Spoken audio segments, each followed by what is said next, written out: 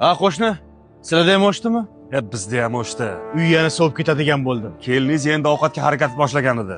Ham qo'shniki ham o'shdimikan? Chaqiraylikchi. Uzr, qo'lcha tag'iydi. Mollarga atala qilyotgandim. Mollarga nima yoqib atala qilyapsiz? Ha, gaz? Biz uyimizda gaz yo'q-ku. Haligi Mana qarang, siz gazingizga so'rg'ich nasos qo'yganmisiz? O'shaning uchun biz uyimizda gaz yo'q ekanda. nima qilish kerak qo'shni? Ha, davlatdan kredit olib 12 ta mol olganman. Ularni boqish kerak. Ha, bu yog'i tadbirkorlik endi. Yo'lmasalar tadbirkorlikka qarshimisizlar?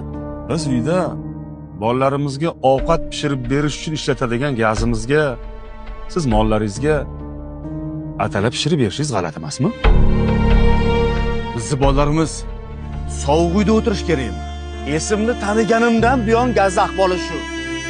Yo'q, gazni o'zi tagi bor. Lekin sizga o'xshaganlar birovning haqqini yeyishdan qo'rqmaysizlar. Qish ham o'tadi. Chidab umr ham o'tadi. Hammamiz o'tamiz. Lekin u yoqda javobi qanaqa bo'ladi?